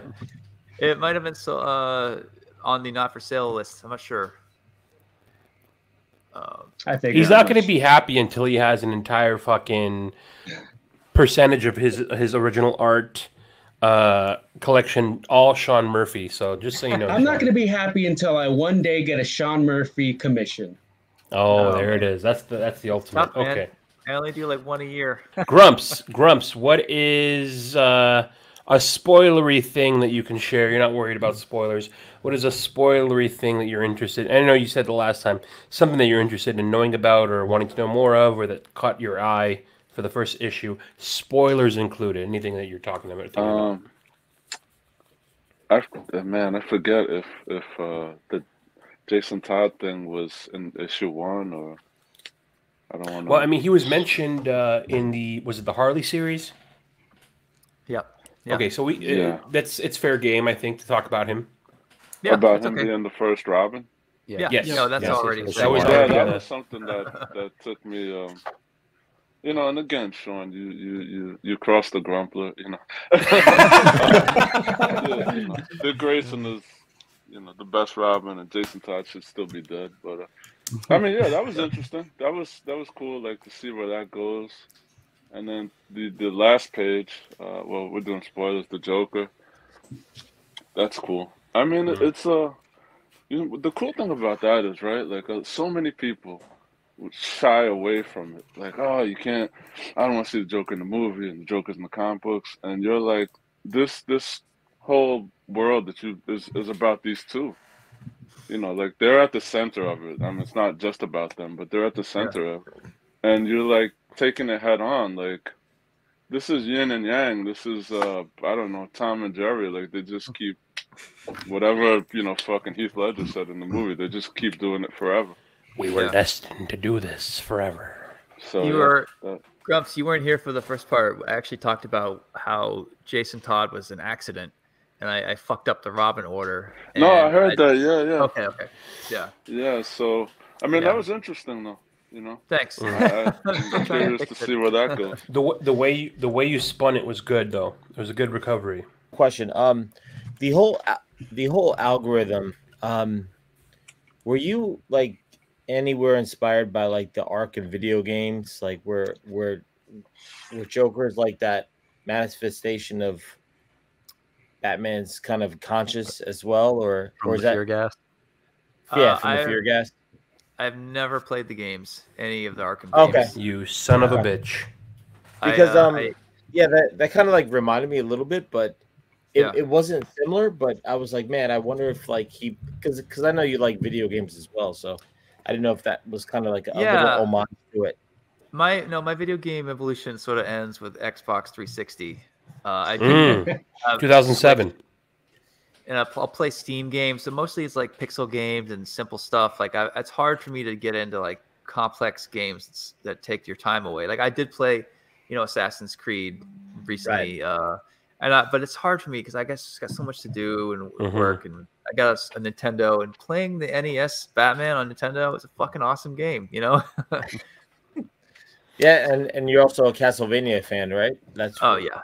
Yeah. And 64. Yeah. Okay. Oh, it's funny. For my publishing company, actually, we got the rights to Konami, so we might be able to put out some Castlevania. Some Contra? And Contra. Whoa. And what else has come with Bomberman and a lot of weird stuff, but we'll have to dive through it. I mean, it won't be for a few years, but I think we might have secured that. Wow. But the thing is, like, Castlevania people, Castlevania is huge. People who read that don't know who I am. Like, I'm probably not the best guy to do that. I should just get like someone that looks like the concept art that they're used to seeing. That would be the move, you know. But I think about like a Contra one-shot comic, like how dumb / awesome would that be? That would Au be contraire, Sean, I think this is a great opportunity for you to have a crossover and find a new audience. So that, you know what? We'll try. Yeah. I mean, when they did Solid Snake and they got Ashley Wood on the concept art, I think that did a lot for Ash's career. This is like 20 years ago, whatever. Robin, did we get to you about your spoilery, tantalizing, titillating aspects? Yeah, we did, but I don't know if I even want you to answer this. I've just had a sort of idea in my head that I wondered if we're going to see it. And if you were going to do it, you probably wouldn't want to say it anyway, but I just find myself wondering if throughout the story, if we will maybe see a sort of a switch when it comes to Bryce and Jackie. If we'll find out throughout the story that, well, Jackie wasn't really that, like, you know, she was kind of rebelling, but at heart, we're going to find out she's a mama's girl, and we're going to find out that Bryce was always a daddy's boy, and he was hiding it underneath. Interesting. Oh, that's good. I did not have that planned, actually. But it's, I mean, I haven't thought about how the spin-off series of them would work. I mean, sure, Bryce could be harboring some secret shit too. My thought with them was, you know, Jackie is like acting like Joker, or kind of retro. It's sort of like World's Finest, where Jackie is Batman and Bryce is Superman. So he's the good one. He's doing all the things right. He's presentable. She's the dark child who's dark, and you know, all that other stuff. It's a horrible way of describing them, but I've never thought of Bryce secretly being the bad one. But who knows, man? I could do that. Interesting. There was an interesting moment, but I don't want to mention it if it's in one of the other issues. But it was with Harley and Bryce. Was it when she slapped him? Oh wait, no, that was his daughter. The other one. No, it was like it was an interesting like parent moment. I think you're talking about Bruce, and that was in a later issue. No. She turned to her son and said, like, "What am I doing wrong?" or something to that effect. That was issue one. Okay. Yeah. And I was just like, you know, it's like, man, she's still like, she's not. I don't know. She's a mom and everything, but she's still like, I don't know. It was a weird moment, you know. She's like putting that on your son. Like, you're the parent. What are you asking him? What am I doing wrong? You know. Yeah. And that's so often something parents do without knowing it, is they're parentifying their kids. You know, that speaks to her. You know, her whatever she's been through in her life. Yeah, like the point was to show Harley struggling. Like she really could use another parent. She could use a man in her life, and and she didn't really have strong parent examples when she was young, so she's just trying to figure this out. Yeah. All right, so here's a question for you: should Harley and Bruce get together by the end of the book? Oh, spoilers! That's more issue 2 and 3. So sorry about that, but no, should they? I'm asking your opinion. Should they get together? This is already obvious an issue in volume 2 or 3. I mean, everyone wants to know if Bruce and Harley are going to get together. So I don't think this is spoilery. Now I'm just asking your opinion, what you think. I'll say yes because Joker's I want you to get. I say yes. I want you to get death threats from like Harley stands who don't want that. I want you to come. I want you to check all your boxes as a creator. I want you to get a death threat from Harley stands who You're don't gonna want have that. the Batcat stands that are going to be pissed. Don't forget about the Wonder Bat fans. Oh yeah. Well, this is a new category. You're creating we got to come up with a Harley Batman couple term. What is the term? Quinbat. The Batty Quins. I don't know. Yeah. But I like the idea of them ending up together, you know, when it comes to the point where, okay, here we are at the end of all things, and we still have each other. Yeah. Yeah, that's a good instinct. So it's funny, a lot of people went through these different stages of Bruce and Harley. And stage 1 was like, oh, I like their friendship. It's cool that Bruce relies on her and he respects her because she kind of kept Joker in line. And stage 2 is like, I think she's flirting with him. I don't know if I like that. But Bruce is kind of brushing it off. So, okay, I guess that works. Stage 3 was like, she's definitely into him, and Bruce can't see it. I don't know if I like this. What am I thinking? And then stage 4 is like, oh my God, get them together. Why can't they just fuck? It's like they've converted very like not. I'm not saying Bruce and Harley belong together in every series, but in this one, I've accidentally converted everybody, and now people are like yelling at me. We want them to grind it out. Pound it out. Pound it out. It's like Jim and Pam in The Office. Yeah. Sean, we have been going strong now. This is the 2-hour mark of the second. Holy shit! Of the second part of our interview with you. We want to respect your time. My wife's probably wondering where I am. The listeners are always treated to your honesty and your insight. Thank you so much for joining us, man. Anytime you want to come back for anything, you know what? Before we go, I meant to ask you earlier. Plot holes, the UFO, the UFO at the beginning of Plot Holes. When you the way you took that inspiration and design, where did that come from? The shape of the UFO? Yeah, it's a traditional UFO plate or whatever you want to. I don't know how do they call it. I don't know what they call it. I don't know where the dish saucer shape. Dish. There you go. It's the dish shape, disc or whatever. Where do you think it came from? Well, I don't know. Like it's a perfect UFO. It's like the perfect. It's the perfect visual of a UFO. Traditional 1947 Roswell, New Mexico UFO. Yeah, I don't know. I got lucky, I guess. I drew it right on the side, so it was really easy to render. I didn't have to draw ellipses for it or anything. Beautiful. Like that. It is. I'm a UFO guy. Robin's a UFO guy.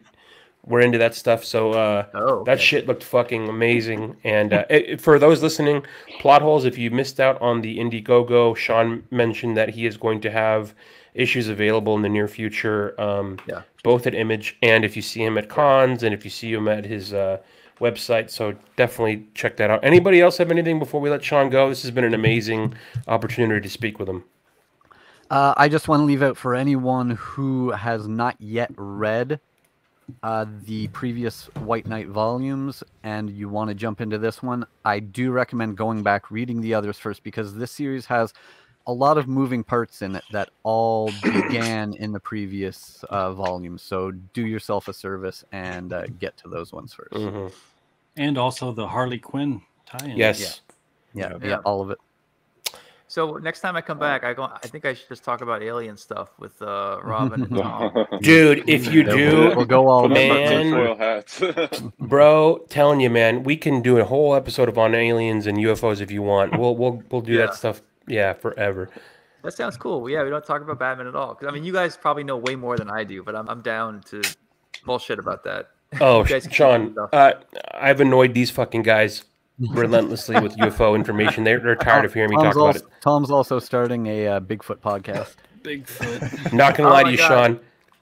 Next thing you need to add is Bigfoot into somewhere that you do. If you want some Bigfoot info, you come and see me, man. My friend, she just wrote a book on Bigfoot in Maine because there's a lot of sightings. There's a history of Bigfoot in Maine. What's her name? Her name is Michelle Salieri. I'll send you a link later. Oh my god, dude! I'm telling you right now, dude. Bigfoot has become. I mean, he was always been awesome, but more than recently, when I've been looking into everybody. him. Yeah. Sorry for this fucking Bigfoot talk. Bigfoot has become one of the most amazing cryptids that I've ever looked into. He's real, 100%. Not necessarily a physical being, more so an interdimensional being. Long story short. Anyways, I'm very interested in learning about that. I will read that book and we will promote it. Sean, thank you so much, man.